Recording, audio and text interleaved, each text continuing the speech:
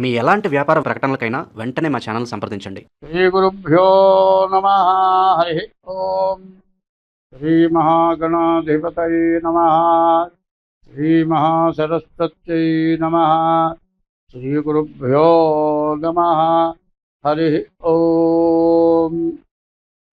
అగజానన పద్మార్కము గజానన మహర్నిశం అనేకదం తం భక్తానాం ఏకదం తముపాస్మహే. వందే శంభుముమాపతిం సురగురుం వందే జగత్కారణం వందే పన్నగభూషణం మృగధరం వందే పశూనాం పతిం వందే సూర్యశశాంకవక్నినయనం వందే ముకుందప్రియం వందే భక్తజనాశ్రయం చ వరదం వందే శివం శంకరం.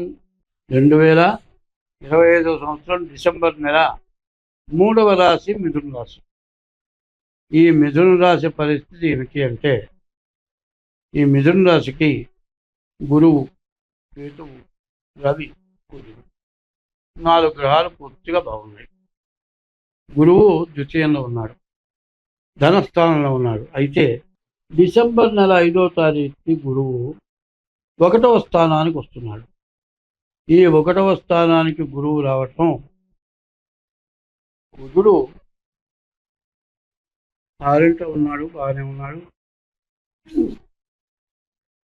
గురువు వల్ల మాత్రం చాలా నష్టాలు, కష్టాలు ఎక్కువగా ఉన్నాయి. చదువుకునే పిల్లలకి, ఉద్యోగం చేసుకునే వాళ్ళకి, విదేశాలకు వెళ్ళే వాళ్ళకి చాలా కష్ట నష్టాలు ఎక్కువగా కనబడుతున్నాయి. ఎందుకంటే వాక్కు చాలా విశేషమైంది. మాట ఎట్లా ఉంటుందంటే, పని చేయని వాడిని కూడా పని చేయించవచ్చు, పని చేసేవాడిని ఎగ్గొట్టే పరిస్థితి కూడా వస్తుంది. పని చేసే చోట నీ దగ్గర కూలి పని చేస్తున్నాడు అనుకో, వాడిని ఇష్టం వచ్చిన తినడం మొదలు పెడితే చేస్తున్నట్టు నాటకం ఆడతాడు మాత్రం కానీ పని చేయడు.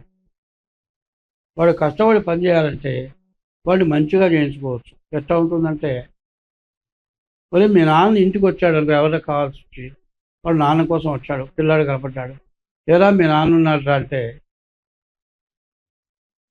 బాగా చెబుతాడు, బలాలు చూస్తున్నాడు, లేకపోతే బయటికి వెళ్ళాడు, అరే నీ అమ్మమ్మ కూడా ఉన్నాడని తాచి కొడతాడు. నాన్న దానికి అమ్మమ్మ కూడా ఉన్నదానికి అర్థం ఒకటే. నీ మాట వికృతంగా ఉంది. మాటల చేత దేవతలు మన్ననలంది వరములిచ్చిరి. నీవు దేవుణ్ణి ప్రార్థించి, నువ్వు తప్పితే దిక్కులేదని ప్రార్థిస్తే దేవుడు వరం ఇచ్చాట. మాటల చేత మానినులు మన్ననలంది మనములిచ్చిరి. మాటలు చెప్పి, బో నీ అంత అందగతే లేదు, నువ్వు తప్పితే నేను వదలను, నువ్వు లేకపోతే నేను చచ్చిపోతాను, నువ్వు ఉండాల్సిందే, నీ అంత మనిషి ఎవరు దొరకరు, నువ్వంటే నాకు చాలా ఇష్టం అని ఎంబడబడి మాటలు చెబుతుంటే అది మనసు చెప్తుంది. మాటల చేత మానినులు మన్ననలంది మనములిచ్చిరి. అట్టి మాటలు నేర్వకున్న అవమానము న్యూనము మానభంగము.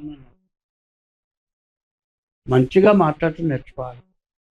మంచిగా మాట్లాడితే ఏదైనా చేయగలుగుతాం, ఏదైనా సాధించగలుగుతాం.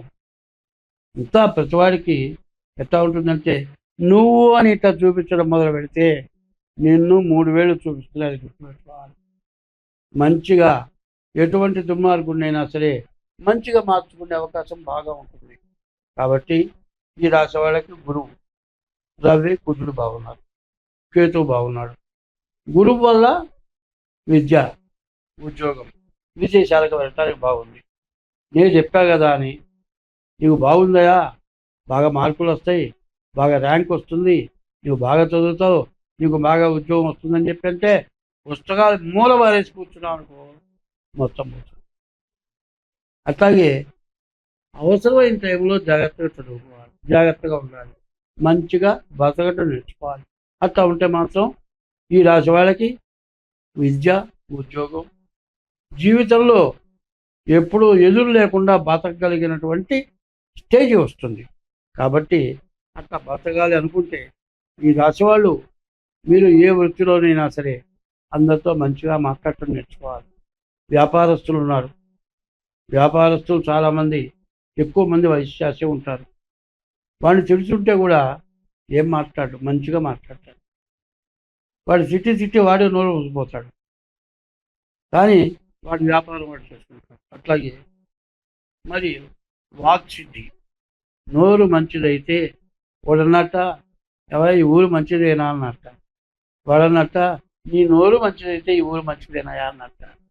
అట్లాగే నోరు సరిగ్గా ఉంటే భారతదేశంలో ఎక్కడైనా ఏ దేశంలోనైనా బతకటానికి అవకాశం ఉంది.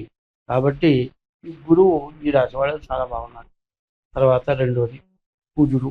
కుజుడు వల్ల వచ్చేది భూమి, బాగా పంటలు పండుతాయి.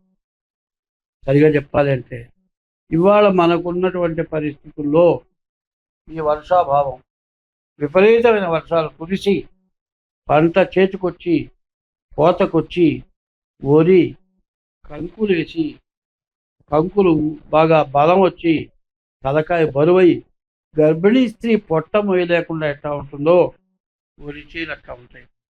అట్లాంటి టైంలో వర్షం వల్ల మరి చెట్లన్నీ కూడా వరి చేలన్నీ కూడా పక్కగా పడిపోయినాయి.